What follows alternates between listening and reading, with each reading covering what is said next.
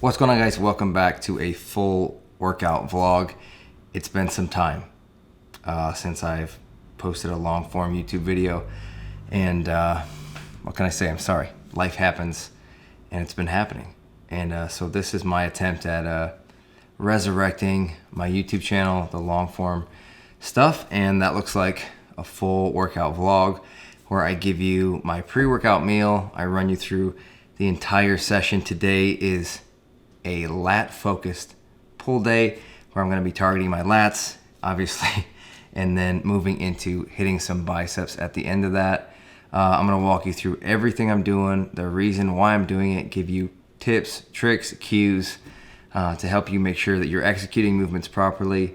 And like I said, pre and post workout meals, all the macros, going to give you all the good stuff. I just started bulking this last week, so it's been a while since I've had to try and consume over 3,000 calories, so that's what I'm going to try to do today, and you're going to get a glimpse of what that looks like when it comes to pre and post-workout meals.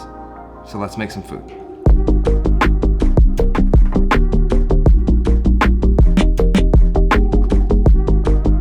All right, there you go. We got 200 grams of shredded chicken breast over brown rice. I usually get the white jasmine rice from Trader Joe's, the frozen stuff that you can just pop in the microwave. That's really convenient. But we got brown rice today, and then salsa over top of that. Not a bad meal. I've been doing lean turkey instead of chicken breast shredded, but that's what we had in the fridge, so that's what we're doing today. I'm also gonna hit a banana, and by hit, I mean consume and eat. I'm gonna eat this banana. That's gonna give me the total amount of carbs that I want and need to fuel my workout and give me the energy that I need to like pull around some heavy ass weight today. So that's the reason for the extra banana. It doesn't really go with the meal as far as maybe the culinary experience or someone who was caring about what the meal tasted like. But do what we gotta do. I also am drinking a ton of water today. Got this little electrolyte packet in it. I don't know if you can see that. Yeah, so I'm gonna eat this about an hour to an hour and a half prior to my workout, and that's gonna be optimal. There you go, that's all you need to know. Make sure you're getting a pre-workout meal, and if you're not, because if you're not, you're missing out on energy in the gym, which is gonna drive you to push yourself harder, which is gonna result in you building more muscle, making more progress. So make sure you're prioritizing a pre-workout meal. I try to get 1 gram of carb per kilogram of body weight, and I also try to get somewhere around a half gram of protein per kilogram of body weight in this meal as well. So I'm gonna eat this now. I'll see you when I'm getting ready and taking my pre-workout.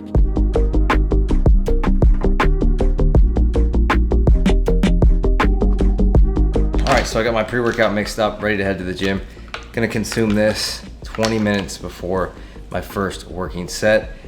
This is 1 scoop of Alpha Line Superhuman Pre, and then 1 scoop of their pump, which is the non-stim version. So I'm getting double the pump products without double the caffeine. That's the idea. I call it the Perkfitt stack. I don't think I have enough clout to have them name a stack after me yet, but that's what we're calling it, Perkfitt stack. 1 scoop of the pump, and then 1 scoop of the normal pre. Definitely try it out if you haven't done it yet. Yeah, I'm gonna go crush this workout. Let's head to the gym.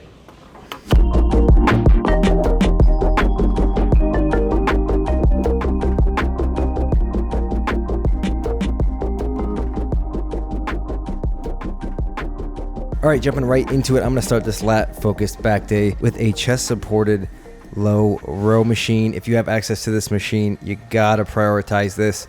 Any chest supported row movement is really gonna allow you to overload the shit out of your back without having to use other muscles or rely on other muscles to stabilize. So you're getting direct back work, and that shit is going nuts. So if you have access to this machine, definitely prioritize it. I'm gonna pyramid up in weight here.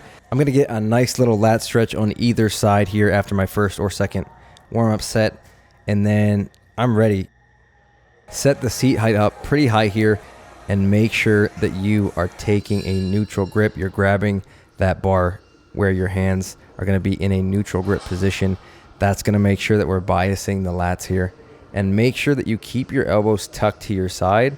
As you can see, I'm not flaring my elbows out. I'm keeping them more tucked to my side. Again, that's going to bias that mid and lower lat area. Also, make sure that you squeeze and hold that contraction for a full second with your lats there before letting the weight come back down. If you can't do that with the weight, then I would lower it just a little bit. I never post any workouts that I do at this gym because the lighting sucks so bad and it has this disgusting blue background. And I was hoping with the lens diffuser that I have that it would make it look better, and some shots look better, but not this one. So pyramiding up to my working set weight here, I'm going to knock out 3 straight sets of these somewhere in the 6 to 8 rep range at an RPE of 9, so about 90% intensity. And obviously your grip strength is going to give out way before your back ever does, so it's smart to use lifting grips. I'm using the lifting grips from Gym Reapers. I have a code with them. It's code PERK. You get 10% off. But if you don't have these, you got to invest in these, especially on back day. All right, got the heavy chest supported lat focused movement out of the way. Going to move on now and do another supported machine, chest supported machine. That's going to be a chest supported high row. I am going to take a grip on the outside here. That's going to put my hands in an overhand position as opposed to the last movement, which was a neutral grip and the seat was set up higher. That was biasing the lats. This is going to bias your upper back, so your rhomboids, your rear delts, and your traps. And the more you flare your elbows out, so if they're flared out completely, that's going to be more rear delts and traps. If they're at about a 45-degree angle flare off your body, those elbows, that's going to be more rhomboids. And I'm dropping that seat down to a position that puts the top of my chest just barely off of that pad. It's kind of awkward without like having a spotter to get into position for these. I kind of just like have to throw my body backwards and get into that chest supported position. Super awkward. Looks like it's not right, but it's fine. It's a fine way to do it. So the goal for me with these is to just light up those rhomboids so my elbows are at more of a 45-degree angle off my body. And again, you can see I'm using those lifting grips. Otherwise, my grip strength's going to give out way before I could even start to challenge my upper back.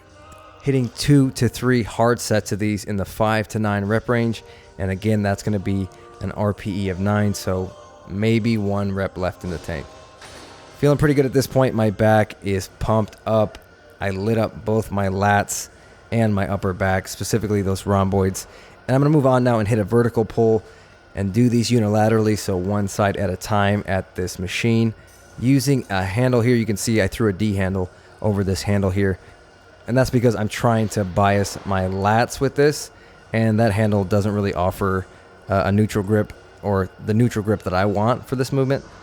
So that's the reason for throwing the D handle over the machine there. Make sure that your gym is cool with that though before you just start throwing, especially the fabric handles on here, because those could, depending on how much weight you're pulling around, those fuckers could rip. And then the gym owner's going to be just looking at you sideways.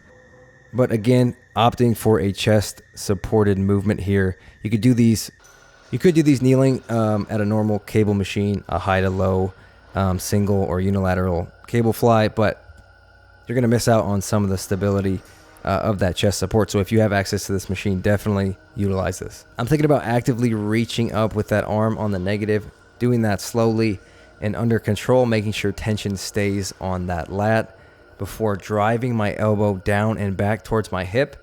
Again, making sure that elbow stays tight to your side.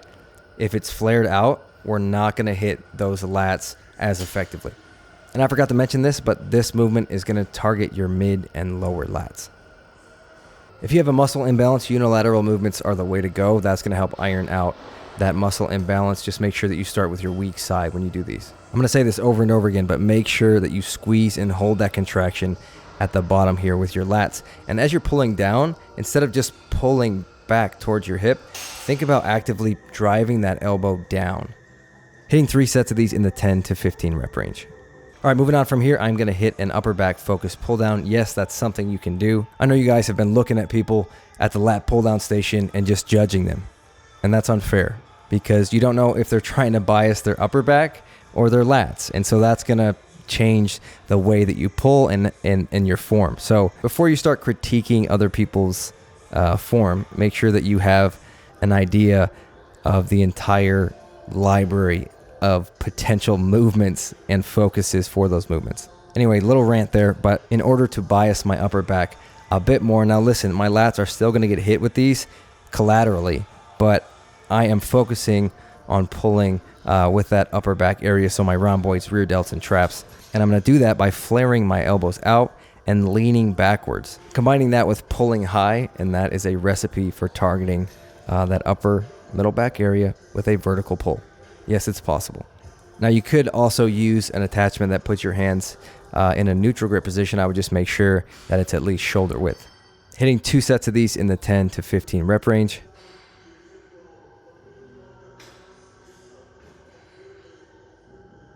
Next, I'm going to head over to a cable machine and hit a unilateral straight arm pull down.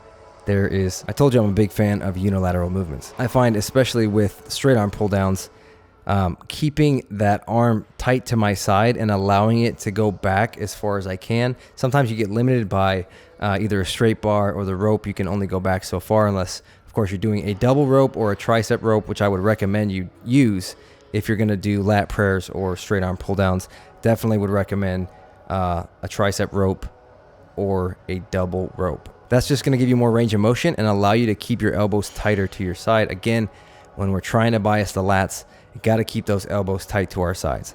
If you've never done these unilaterally, I think you're going to find that this lights up your lower lats. So definitely give it a try on your next pull day. Some cues here: keep a slight bend in your elbow. Keep and maintain that slight bend in your elbow throughout the entirety of the movement.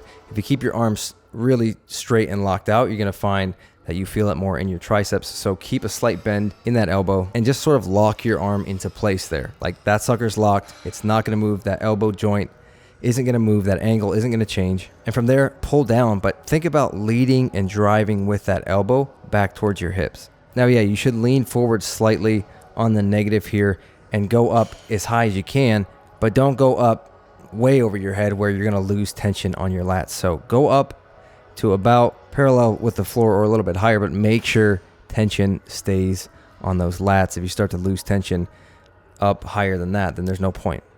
So leaning forward slightly on the negative, and then as you drive that elbow down to your hip, squeeze and hold that contraction. Again, squeeze and hold it for a full second. As you're doing that, you can sort of stand up a little bit straighter.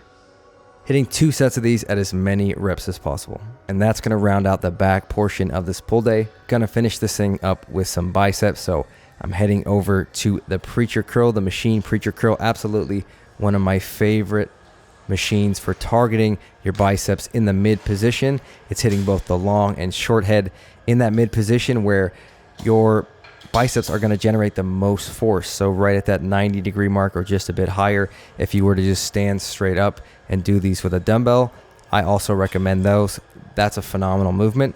Or a cable curl, also a great movement. Again, this is going to hit both your long and short head. But having support under those elbows, obviously it's going to help you generate some more leverage and be able to progressively overload a bit better than if you were just using dumbbells. Yes, my biceps did get some work throughout the entirety of this pull day. Anytime we're pulling, we're using our biceps to some degree. But I want to get a little extra blood moving to those biceps, so I'm going to hit a warm-up set here somewhere in the 15 to 20 rep range before moving into 3 straight working sets. That's going to be somewhere in the 5 to 9 rep range, and that's going to be at 90% intensity or an RPE of 9, so pretty close to failure. Be sure to stack those wrists under your elbows and make sure your elbows obviously are stacked under your shoulders. We want everything in line there. And I like to think about taking the weight of that bar with my pinky and ring finger. That's going to force me into, or at least make me think that I'm supinating a bit more. That's going to help with activating the biceps. All right, long and short head are hit. I'm going to move on now and hit the brachialis. If you didn't know, the brachialis is the muscle that sits under your bicep. So developing this is going to push your arm up and out to the side, making your arm look wider from that front on view. That's what you want. You want to blow the sleeves off of every t-shirt you own. You got to hit the brachialis, and you got to bring the intensity that you bring to any other muscle group that you're trying to grow. So for this reason, I'm doing a cable hammer curl, doing these again unilaterally, surprise, surprise.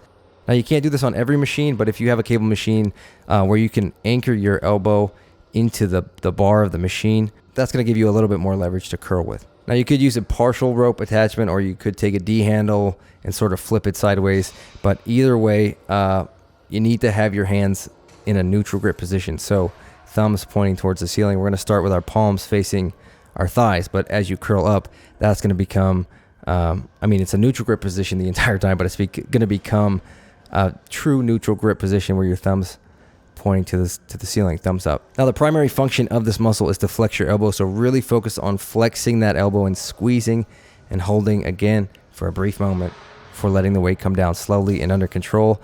The negative of the movement, or the eccentric, is just as important as the concentric. So don't just slam the weight down. Don't just drop the fucking weight.